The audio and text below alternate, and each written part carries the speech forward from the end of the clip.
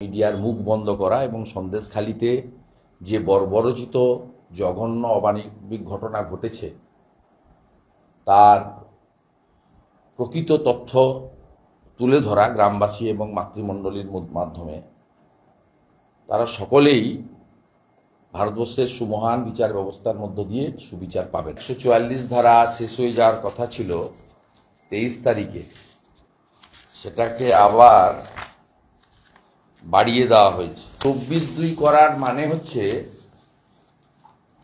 আমি আশঙ্কা প্রকাশ করছি, যেহেতু আমি সন্দেশখালি জিপিতে অনেক লড়াই করে ডিভিশন বেঞ্চ ওদের পিটিশন রিজেক্ট করার পরে ঢুকতে পেরেছিলাম, আমার আগামী সোমবার জেলিয়াখালী আরেকটি দ্বীপ, সেখানেও ভীষণ অত্যাচার অবিচার হয়েছে। সেখানকার মানুষ প্রায় বিচ্ছিন্ন হয়ে আছেন।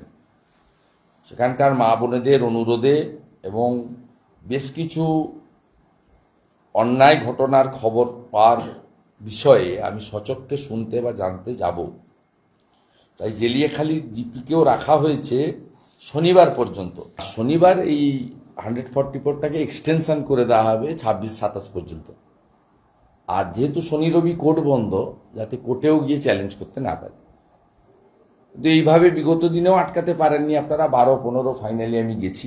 আজকে গ্রামের সাধারণ মানুষরা, আপনার শাহজাহানের ভাই গ্রাম পঞ্চায়েত প্রধান বয়রামারি, সেখানে শেখ সিরাজের জোর করে দখল করা জমিতে কিভাবে তাদের পদ্ধতি, যাই হোক সে পদ্ধতিকে আমি সমর্থন হয়তো করি না, আগুন দিয়েছি ইত্যাদি, কিন্তু এই স্বতঃস্ফূর্ত বহিঃপ্রকাশ, যখন আইনের উপর থেকে লোকের সমর্থন আস্থা উঠে যায় তখনই লোক আইন হাতে তুলে নেয়। সেই কাজগুলো সেখানে হচ্ছে। তাই এইটাকে আটকানো যাবে না। এটা পাঁচলাতে ছড়িয়ে পড়েছে, ক্যানিংয়ে মানুষ জোট বাঁধছে, ফলতাতেও মানুষ জোট বাঁধছে। এর পরবর্তীকালে বসিরহাটের গ্রামগুলোতে শাহানুরদের যে অত্যাচার, হিঙ্গলগঞ্জের গ্রামগুলোতে শহীদুল গাজীদের যে অত্যাচার, মানুষ ধীরে ধীরে হাড়োয়া মিনাখা সর্বত্রই জোট বাঁধবে এবং বালির বাঁধ দিয়ে পুলিশি অত্যাচার, মিথ্যা মামলা, সংবাদ মাধ্যমের মুখ বন্ধ, বিরোধীদের আটকানো, এইসব করে বেশিক্ষণ এটা করা যাবে না। আর কদিন করবেন? যতক্ষণ না পর্যন্ত এই চোর, বদমাশ, গুন্ডা, চরিত্রহীন লম্পটগুলোকে জেলে ঢোকানো হচ্ছে, ততক্ষণ পর্যন্ত আপনি আজকে জমি ফিরিয়ে দেবেন, কালকে আবার এসে ধমকি দিয়ে আপনার জমি নেবে। এই চোরগুলোকে ভেতরে ঢোকাতে হবে এবং আমাদের সরকার এলে তো এই চোরগুলোকে আমরা যোগীজির মতো ট্রিটমেন্ট করব। পরিষ্কার বলে যাচ্ছে।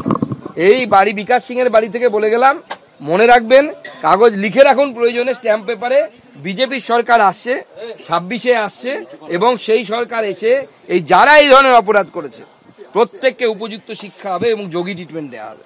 এই বিষয়টি শেখ শাহজাহান কোনো নাম নয়, সিস্টেমটা। শেখ শাহজাহান সরে যাবে, অন্য কেউ আসবে, শিবু হাজরা আসবে, শিবু হাজরা সরে যাবে, অন্য কোনো হাজরা আসবে। সিস্টেমটাকে চেঞ্জ করতে হবে। যতক্ষণ তৃণমূল কংগ্রেসের মতো পচা গলা দুর্গন্ধযুক্ত সিস্টেম থাকবে ততক্ষণ পর্যন্ত এই ধরনের ঘটনা বারবার হবে।